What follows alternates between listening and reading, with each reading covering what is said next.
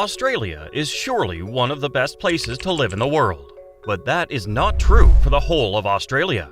In fact, Australia's biggest island, Tasmania, has a population of less than 600,000. This is roughly less than 3% of the continent's population. The island is over 200 miles away from mainland Australia, but that does not make it impossible to travel. So why does nobody want to live on Australia's biggest island? Before we dive into this, subscribe to our channel and hit that bell icon to never miss a video from us. The Curse of History. Tasmania's journey through history has played a crucial role in the consistent pattern of people moving away from the island. And the pattern continues even in our times. It all started in 1788 when European settlers arrived. This sparked a complex relationship with the indigenous communities. This eventually led to the tragic Black War between 1824 and 1831, which nearly wiped out Tasmania's Aboriginal people. At the same time, prosperity touched the Tasmanian land. Post-Black War, Tasmania transformed into an economic hub. This was driven by agriculture, forestry, and mining. But these industries had their ups and downs, creating a cycle of growth and decline which many people started blaming on the history of Tasmania and the war.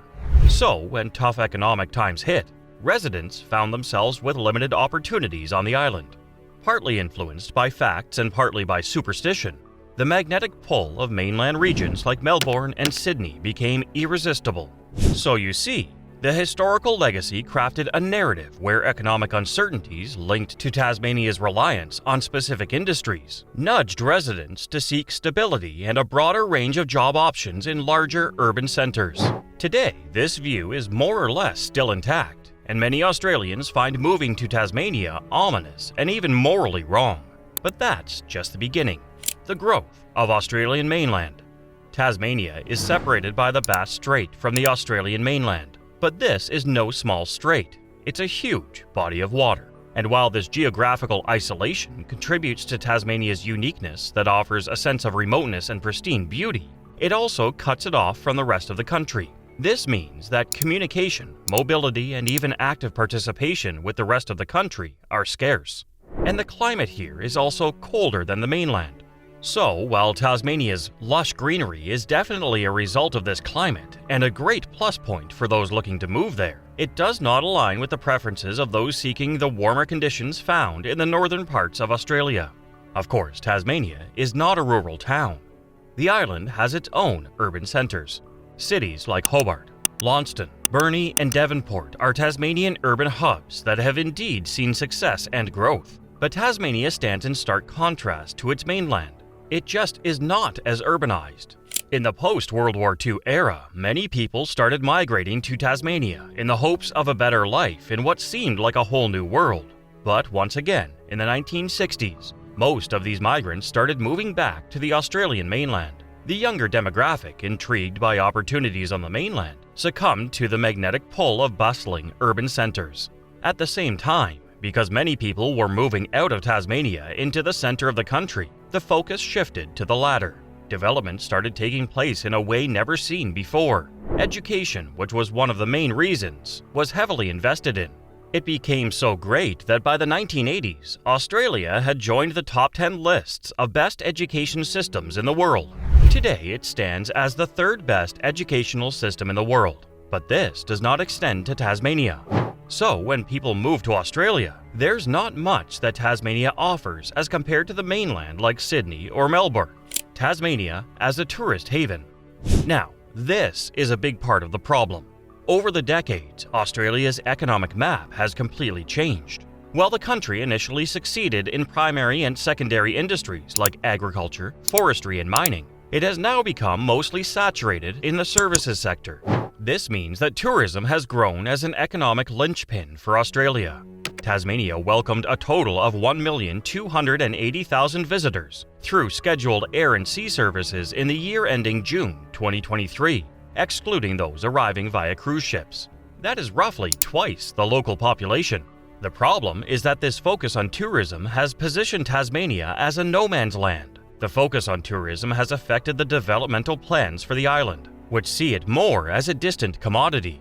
This not only impacts the perception among Australians, but it also changes the mood of Tasmania. Instead of being a hotspot for heavy industries, the island positions itself as a sought-after haven for those craving an experience with nature. In so many ways, Tasmania's economic narrative doesn't sync up with the fast-paced rhythm of Australia's economic giants. It offers more of a laid-back, nature-infused lifestyle. As such, Tasmania is also cut off from the cultural nuances of Australia. So whatever is quintessentially Australian finds a spin when it comes to Tasmania. Festivals and events often have a localized touch that promotes a strong community spirit, which might differ from the more cosmopolitan and diverse communities on the mainland. Tasmania also has a unique culinary identity. The island is renowned for its high-quality produce, including seafood, berries, and dairy. The farm-to-table ethos is deeply ingrained in Tasmanian culinary traditions, reflecting a focus on local and sustainable practices. This culinary distinctiveness adds flavor to Tasmanian culture, setting it apart from the gastronomic landscape, which is why many Australians find it hard to move from the island to the back.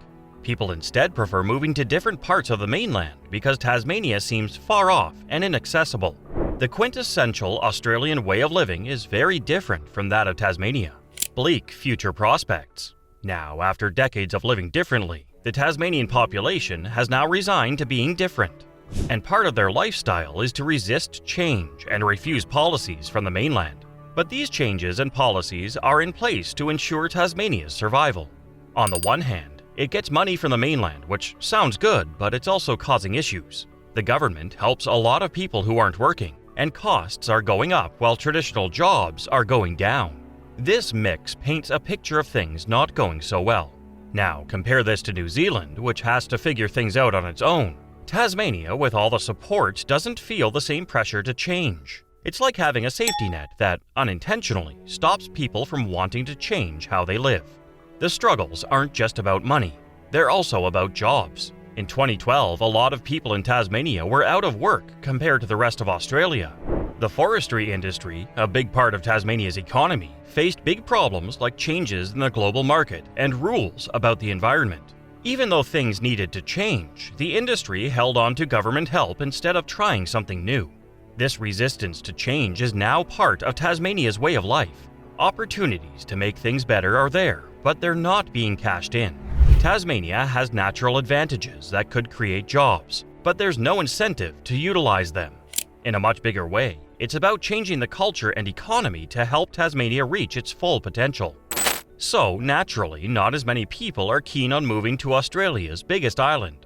With its mix of historical problems, geographic isolation, and senile way of keeping up with the world, Tasmania has become a distant part of Australia.